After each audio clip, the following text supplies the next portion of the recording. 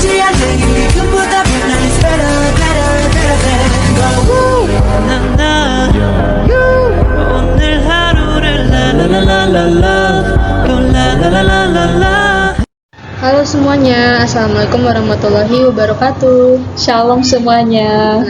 Jadi perkenalkan, di sini kami dari kelompok 11 mata kuliah patologi kardiorespirasi. Di sini ada saya sendiri, Zaujatul Jannah Hamra dengan NIM 2264040022 dan ada rekan saya. Saya Mimung Fiani Halawa dengan NIM 2264040029. Nah, jadi di sini tujuan kami dalam pembuatan video ini adalah untuk mempelajari tentang penyakit limfedema dan keterkaitannya dengan bidang fisioterapi. Baik, terima kasih. Saya akan menjelaskan tentang definisi. Penyakit limfedema ini adalah terjadinya pembengkakan yang umumnya terjadi pada tangan atau lengan dan tungkai, yang ditandai dengan penumpakan atau pengumpulan cairan limfatik di jaringan dalam tubuh. Nah, terdapat juga cairan getah bening yang termasuk bagian dari sistem limfatik, yaitu sistem pertahanan tubuh dalam membasmi infeksi atau pembengkakan dapat mengakibatkan nyeri, penurunan rentang gerak sendi, dan kelemahan otot.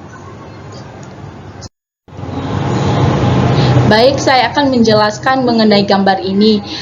Limfedema ini adalah pembengkakan yang biasanya terjadi pada lengan atau kaki akibat adanya penumpukan cairan yang disebabkan oleh gangguan pada sistem limfatik atau getah benih. Jadi penyakit limfedema ini terjadi pada jaringan pembuluh yang membawa cairan limfa kaya protein ke seluruh tubuh. Jadi hal tersebut ini merupakan bagian dari sistem kekebalan tubuh. Sementara itu kelenjar getah benih ini bertindak sebagai filter dan mengandung sel-sel yang melawan infeksi dan kanker. Baik, di sini ada jenis-jenis limfedema.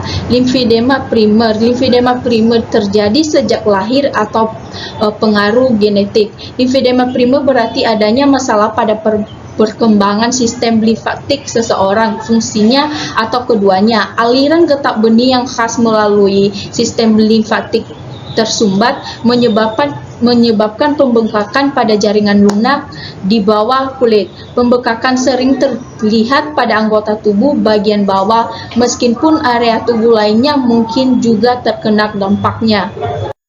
Baik, yang kedua, limfedema sekunder. Limfedema sekunder adalah pembengkakan yang terjadi akibat kerusakan sistem limfatik tubuh. Kerusakan ini bisa disebabkan oleh cedera, penyumbatan pada pembuluh getah bening, infeksi, trauma, atau penyakit. Limfedema sekunder disebabkan oleh kerusakan atau penyumbatan sistem limfatik akibatnya. Ada beberapa akibatnya, yaitu 1. Operasi. Seringkali kelenjar getah bening diangkat sebagai bagian dari operasi kanker, radioterapi untuk kanker. Yang kedua, trauma atau kerusakan jaringan. Yang ketiga, imobilisasi karena usia, rasa sakit atau infeksi. Yang keempat, wanita yang menjalani operasi atau radioterapi untuk kanker payudara dapat mengalami limfedema sekunder di lengan dan dada. Pria dan wanita yang pernah menjalani operasi atau radioterapi ini untuk kanker usus, kanker prostat, atau kanker sistem reproduksi juga berisiko mengalami limfedema sekunder di area kaki atau tungkai. Baik, di sini ada patologi. Limfedema merupakan kondisi patologis di mana terjadi akumulasi cairan jaringan interstisial yang berlebihan.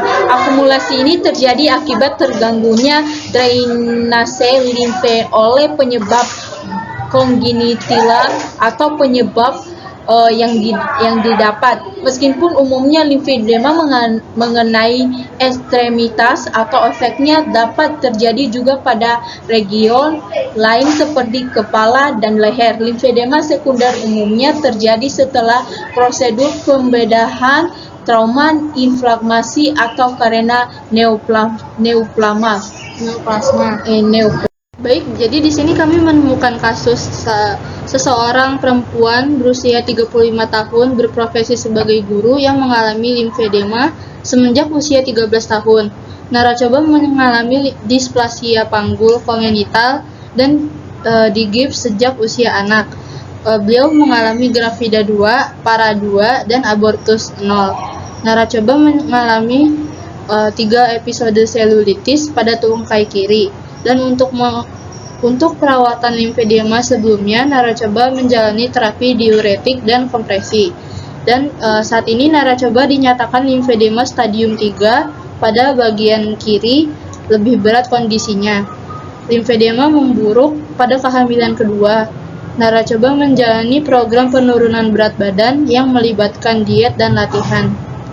Pada pemeriksaan ditemukan pembengkakan, fibrosis, penurunan mobilitas, tanda infeksi lama, rasa berat pada tungkai, hiperkeratosis, dan limpatan lobular. Pengukuran volume tungkai 23,254 cm pada bagian ekstremitas kiri. Lalu tinggi 178 cm dan berat 113 kg. Dan narasumber ingin menurunkan ukuran tungkainya.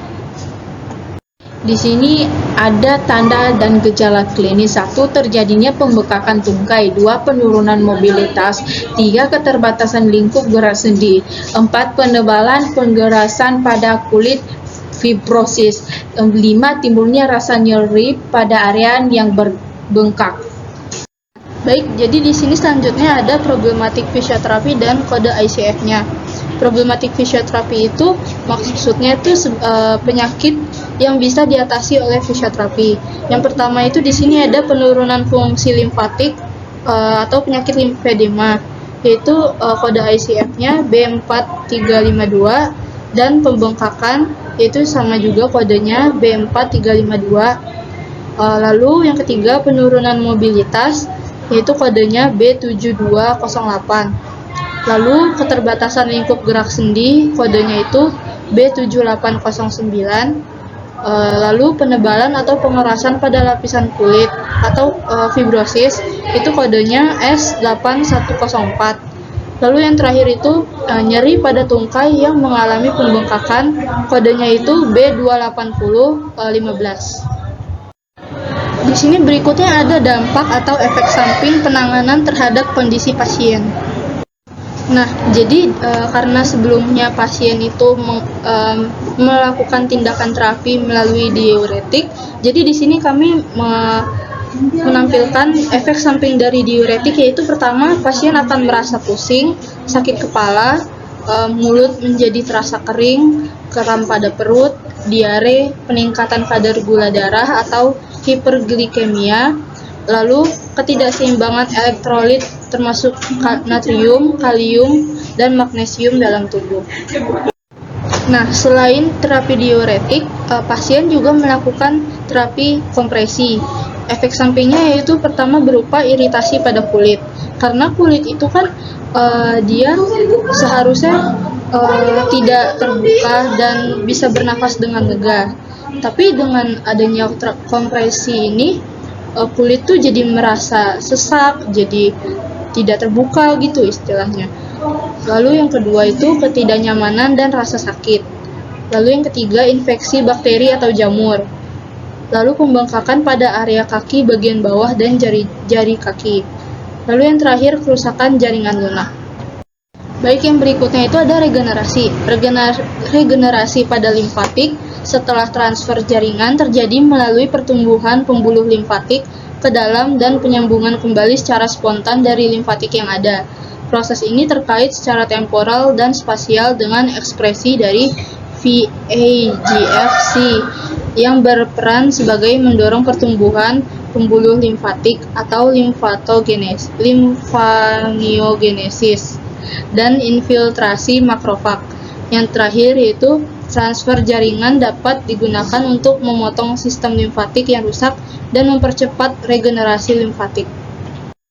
Nah, yang terakhir itu ada prognosis. Limfedema primer pada sebagian besar pasien dapat ditangani secara konservatif. Namun pada beberapa pasien terjadi limfedema parah yang memerlukan reduksi ekstremitas secara bedah. Pasien tanpa obstruksi limfatik panggul memiliki prognosis yang baik, bahkan jika limfatik distal dilenyapkan. Namun 32% pasien dengan hipoplapsia obstruktif proksimal mengalami limfedema parah yang memerlukan reduksi melalui pembedahan.